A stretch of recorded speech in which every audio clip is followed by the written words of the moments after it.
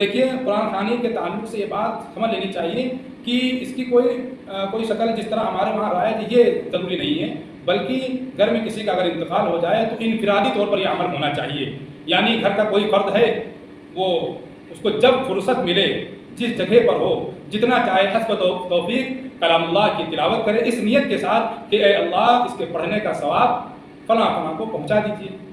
فقراء مساکین پر صدقہ کرنا ہے تو فقراء مساکین پر کچھ پیسے یا کھانا وغیرہ صدقہ کیا جائے اور یہ نیت کر لی جائے کہ فلاں کو پہنچا دیجیے اس کا ثواب. اسی طرح اور بھی مساجد ہے، مدارس میں ہیں، وہاں بھی صدقہ دے سکتے ہیں مرحومین کے نام. لیکن یہ جو تلاوت قرآن پاک کے لیے جو اجتماعیت کی شکل ہے، یہ بدعت ہے، جائز نہیں.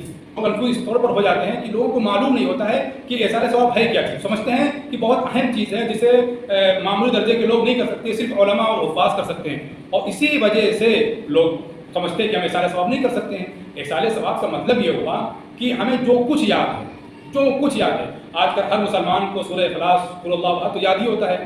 سورہ اخلاص پڑھ کر اور بخشے تو ظاہر ہے پہنچ گیا. اب بخشنے کا طریقہ کیا ہے؟ بخشنے کا بہت آسان طریقہ ہے. یا تو پڑھتے وقت نیت کر لی جائے کہ اللہ اس کا ثواب فلاں کو پہنچا دیجیے، اور یا پھر پڑھنے کے بعد حال کھا کر دعا کر لی جائے کہ اے اللہ جو کچھ ہم نے پڑھا ہے اس کا ثواب فلاں کو پہنچا دیجیے.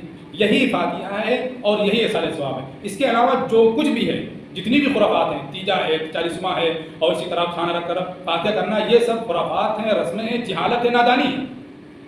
آج لوگ جیب گرم کرنے کے لیے دعوت کے حریص لوگ وہ آپ کو بتائیں گے کہ بغیر دیگ چڑھانے سے اور بغیر شیرینی تقسیم کرنے سے اور بغیر اجرت دینے سے، بغیر عالم کو بلانے سے ثواب نہیں پہنچے گا.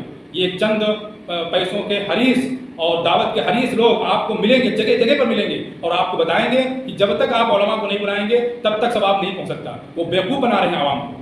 اصل طریقہ جو ہے جمہور اہل سنت وہ یہ ہے کہ آپ کے گھر میں اگر کسی کا انتقال ہو جائے، اعزا اقارب حسب توفیق جتنا یاد ہو اس کو نیت کر کے کہ اے اللہ فلاں کو پہنچا دیجیے، یہ نیت کر لے، یا بعد میں ہاتھ اٹھا کر دعا کر لے اے اللہ جو کچھ میں نے پڑھا ہے فلاں کو پہنچا دیجیے. بس یہی سارے ثواب ہو گئے. اور افضل یہ ہے کہ سارے مرحومین کا نام لے لیا جائے. سچی بات یہ ہے کہ حدیث شریف میں صدقے کو زیادہ فوکس کیا گیا ہے، تو اس سلسلے میں ہمیں بھی چاہیے کہ ہم احسان ثواب میں صدقے کو زیادہ فوکس دیں، کہ ہم فقراء مساکین کے پاس جائیں، ان سے یہ نہ کہیں کہ ہمارے فلاں عزیز کا انتقال ہو گیا ہے ہم یہ صدقہ کرنے آئے. نہیں، کسی بھی فقیر کو کسی بھی کچھ پیسے دے دیں یا کچھ ان کی دعوت کر دیں یا ان کو کھانا کھلا دیں، ان سے کچھ نہ کہیں، اور دل میں یہ ارادہ کر لیں کہ اے اللہ اس کا ثواب پہنچا دیجیے. آخری بات یہ ہے کہ بہت سے لوگ تسبیحات لکھواتے ہیں، قرآن پاک کے پارے لکھواتے ہیں اور پھر کسی سے بخشواتے ہیں. یہ بھی بے بنیاد چیز ہے، جہالت نادانی ہے، اس کی کوئی اثر نہیں ہے، اس سے بچنا چاہیے.